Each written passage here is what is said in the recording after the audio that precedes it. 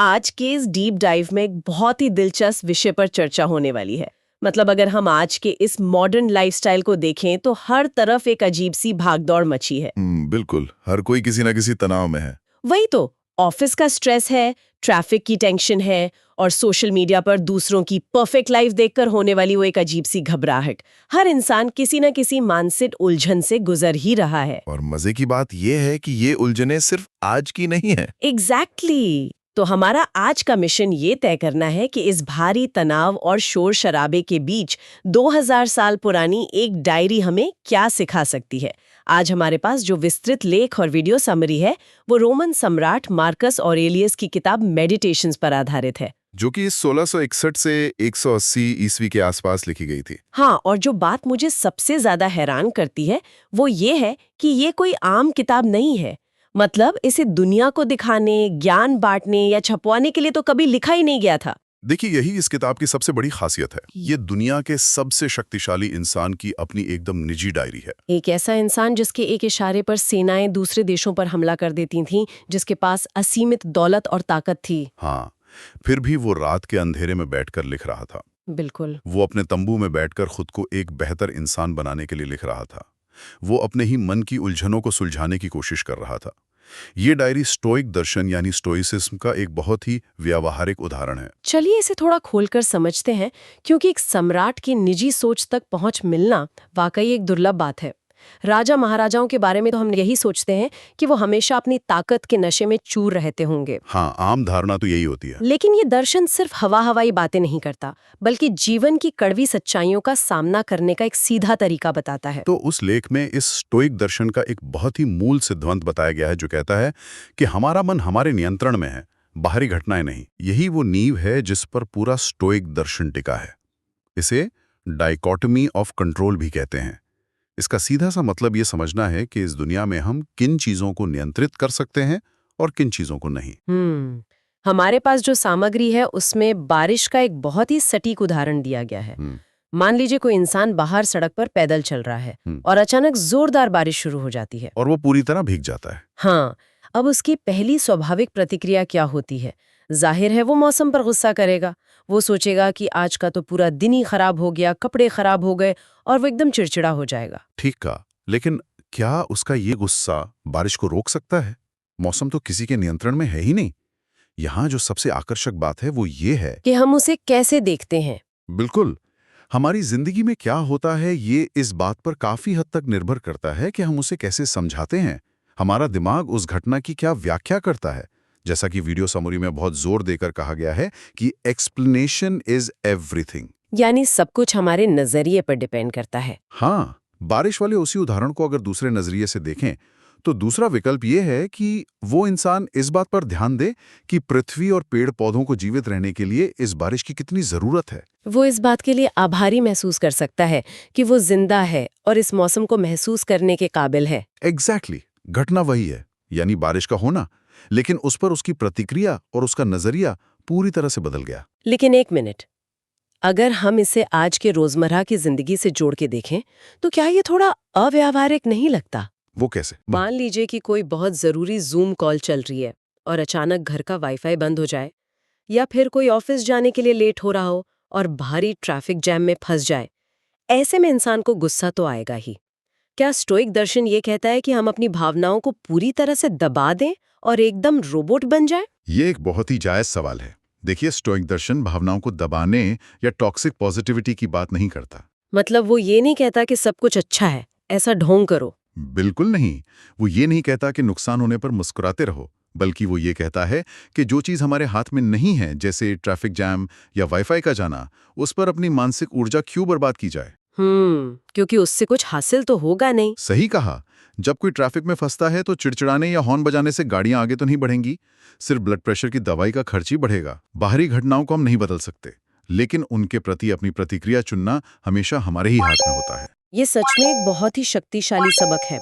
यानी हम हालात के गुलाम नहीं हैं, बल्कि अपनी सोच के मालिक हैं। और यही स्टोइसिज्म का असली मतलब है। लेकिन मौसम या ट्रैफिक तो बेजान चीजें हैं ना। असली चुनौती तो तब आती है जब हमारा सामना लोगों से होता है। यही से एक बहुत ही व्यावहारिक समस्या सामने आती है। बिल्कुल।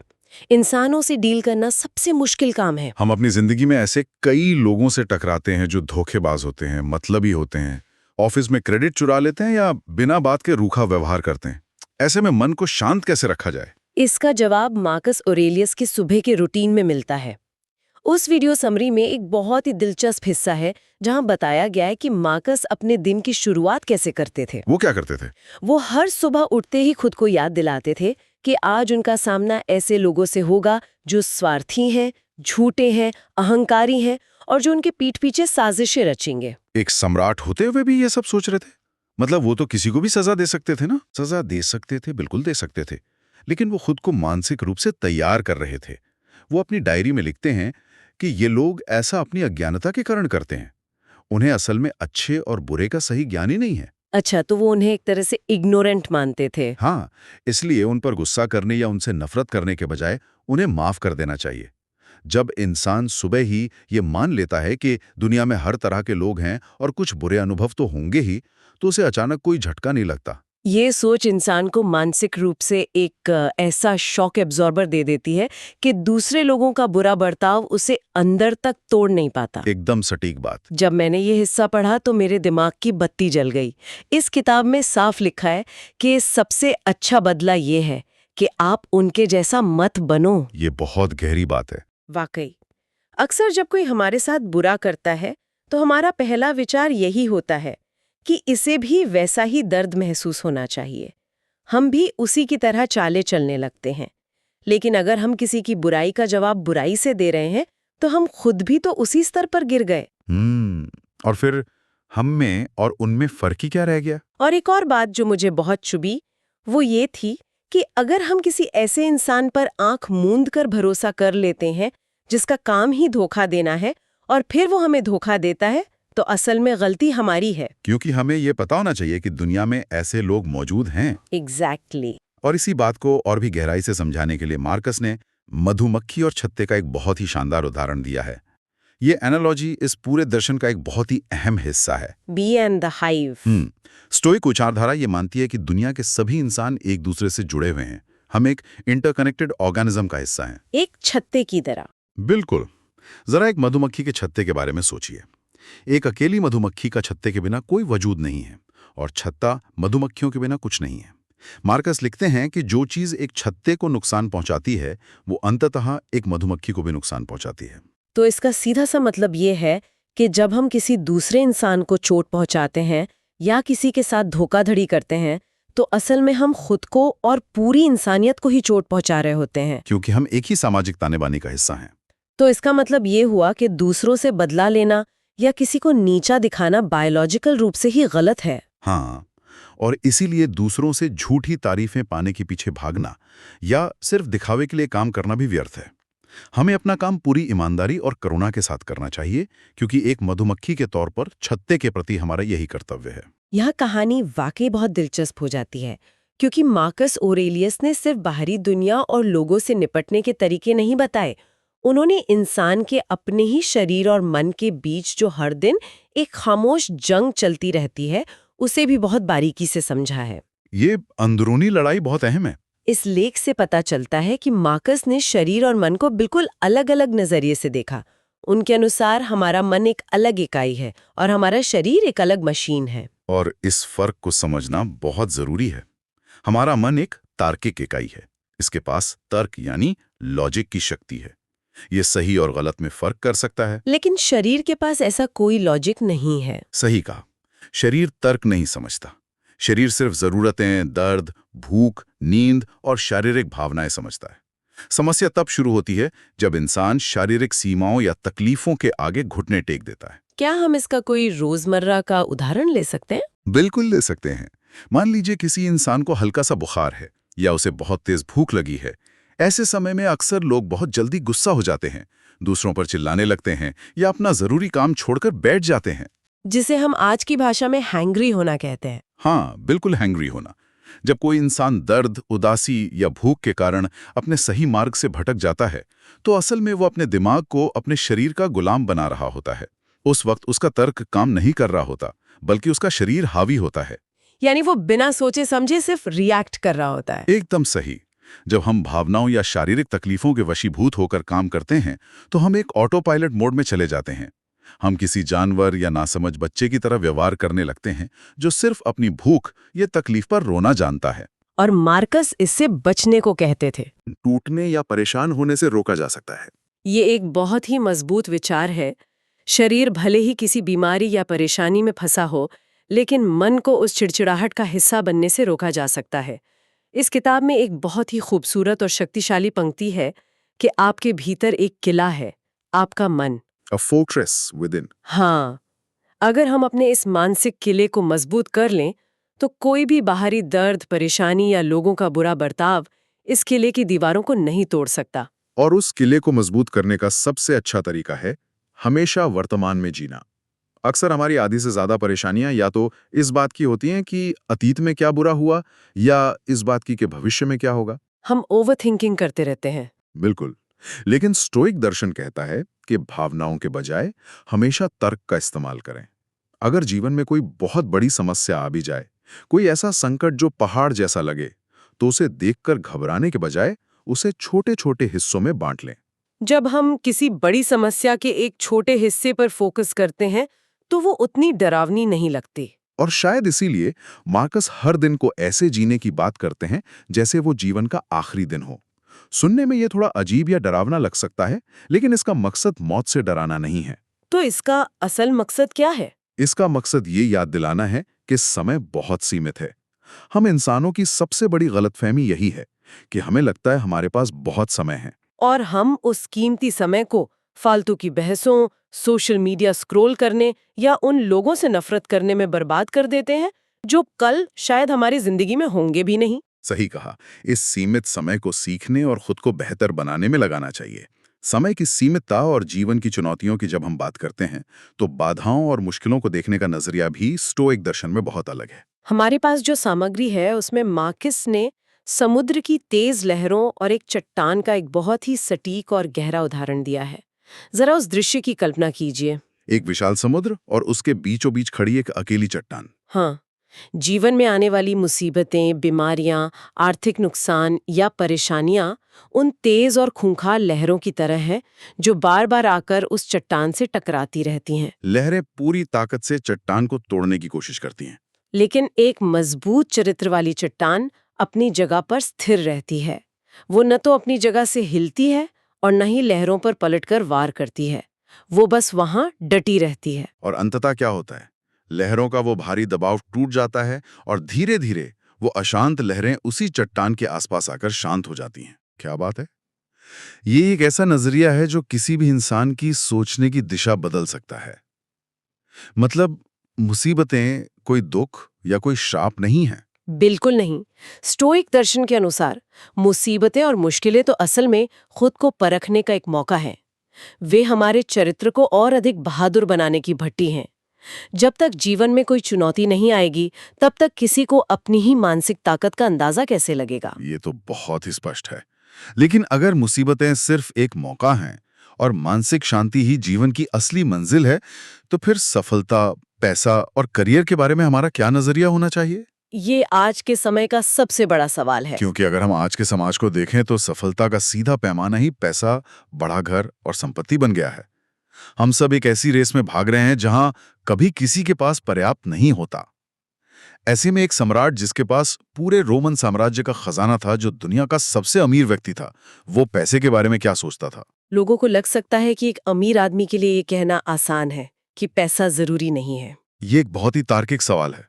लेकिन अगर हम मार्कस की डायरी को गहराई से पढ़ें तो पता चलता है कि वो पैसे को लेकर बिल्कुल भी भ्रम में नहीं थे। इस लेख के अनुसार पैसा और संपत्ति पूरी तरह से न्यूट्रल या तटस्थ हैं। मतलब पैसा अपने आप में ना तो अच्छा है और ना ही बुरा। बिल्कुल। इसे एक मिथ यानी भ्रम कहा गया है। पैसा महज एक उपकरण है, एक टूल है जिसका उपयोग हम अपनी जरूरत की चीजें पाने के लिए करते हैं। तो क्या इसका मतलब ये है कि इंसान को पैसे कमाने की इच्छा छोड़ देनी चाहिए और जंगल में जाकर सन्यासी बन जाना चाहिए? बिल्कुल नहीं। स्टोइक दर्शन ये नहीं कहता कि कोई गरीबी में जिए। इंसान चाहे जितना भी पैसा कमाए, अपना बिजनेस बढ़ाए, इसमें कोई बुराई नहीं है। लेकिन एक बहुत बड़ी शर्त है। वो शर्त क्या है? शर्त यह है कि वो उस पैसे, उस रुतबे या उस सफलता को अपनी पहचान पर हावी ना होने दे। पैसा आपके बैंक अकाउंट में होना चाहिए, आपके दिमाग में नहीं। ये बहुत जरूरी बात है। मार्कस खुद को याद दिलाते थे कि अगर कल को कोई युद्ध हारने के कारण उनका सारा खजाना, उनका महल, उनका सिंहासन उनसे छीन भी जाए, तो उनके भीतर इतनी मानसिक तैयारी होनी चाहिए कि वो बिना किसी शर्मिंदगी या गहरे दुख के एक सामान्य इंसान की तरह खुश रह सकें। क्योंकि जो चीज छीनी जा सकती है वो कभी हमारी थी ही नहीं। ये बात आज के हसल कल्चर पर एक बहुत बड़ा तमाचा है। सच में हम लोग अपना पूरा जीवन उन चीजों को इकट्ठा करने में लगा देते हैं जो कल खत्म हो सकती हैं। मार्कस के अनुसार हमारी असली और एकमात्र संपत्ति हमारा चरित्र है, हमारी ईमानदारी, हमारी करुणा और हमारी दिमागी स्थिरता। यही वो चीजें हैं जो कोई हमसे छीन नहीं सकता। सही कहा।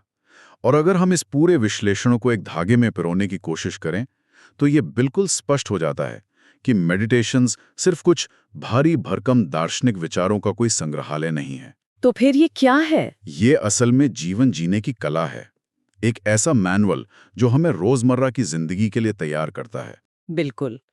ये हमें सिखाता है कि जीवन में सादगी होनी चाहिए, अपने कर्तव्यों के प्रति कड़ा अनुशासन होना चाहिए और बिना किसी दिखावे या अहंकार के बस अपना काम करते रहना चाहिए।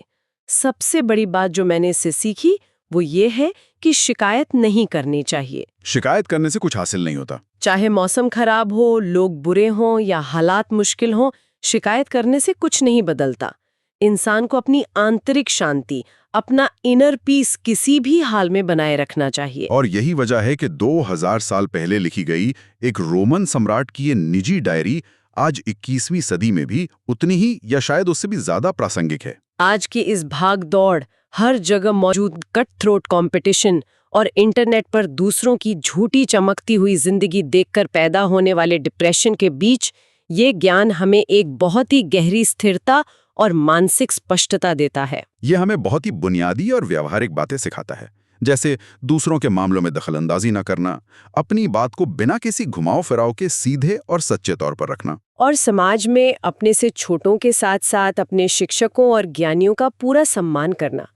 जब हम दूसरों से तारीफ पाने की लालसा छोड़ देते हैं, जब हमें इस बात से कोई फर्क नहीं पड़ता कि लोग हमारे बारे में क्या सोच रहे हैं, तभी हम सही मायनों में स्वतंत्र हो पाते हैं। वाकई ये पूरी चर्चा ऐसा लग रहा है जैसे किसी ने हमारे आज के जीवन को एक आईना दिखा दिया हो। बिल्कुल। और इस चर्चा को खत्म करने से पहले मैं एक ऐसा विचार छोड़ना चाहूंगी जो इस किताब की मूल भावना से गहराई से जुड़ा हुआ है। ये बात हम सभी को सोचने पर मजबूर करती है कि जरा उस इंसान की स्थिति की कल्पना कीजिए। मार्कस ऑरेलियस की? हाँ, मार्कस ऑरेलियस उस समय दुनिया के सबसे ताकतवर इंसान थे। उनके पास सचमुच असीमित सत्ता थी। उनके एक इशारे पर किसी का भी जीवन या मृत्यु तय हो सकती थी। उन्हें कोई रोकने या टोकने वाला नहीं था। फिर भी हर दिन रात के अंधेरे में उन्हें अपनी उस निजी डायरी में खुद को ये याद दिलाना पड़ता था कि सत्ता के नशे में मत चूर होना, निरंकुश मत बनना, किसी पर जुल्म मत करना और लोगों की आजादी का सम्मान करना। अगर असीमित शक्ति वाले एक महान सम्राट को एक सामान्य दयालु और जमीन से जुड़ा हुआ इंसान बने रहने के लिए हर रोज अपने ही दिमाग के साथ इतनी बड़ी वैचारिक लड़ाई लड़नी पड़ती थी, तो ये आज के समय में हमारे इंसानी स्वभाव और हमारे अहंकार के बारे में क्या कहता है? ये एक बहुत ही गहरा सवाल है। आज हमारे पास अपने घरों में, अपने दफ्तरों में, अपनी टीमों में या अपने रिश्तों में जो थोड़ी बहुत भी शक्ति या अधिकार होता है, क्या हम उसके प्रति उतने ही सतर्क हैं? क्या हम उस थोड़ी सी शक्ति से पैदा होने वाले अहंकार से बचने के लिए रोज खुद से वैसी ही कोई लड़ाई लड़ते हैं? या फिर हम उस छोटी सी कुर्सी के नशे में अपनों को ही चोट पहुंचा रहे हैं? ये एक ऐसा सवाल है जो हम सभी को खुद से पूछना चाहिए। आज के इस डीप डाइव में बस इतना ही। उम्मीद है इस चर्चा ने हमारे मन के किले को थोड़ा और मजबूत करने की प्रेरणा दी होगी। ज्ञान और विचारों के ऐसे ही एक और दिलचस्प सफर के साथ हम फिर मिलेंगे।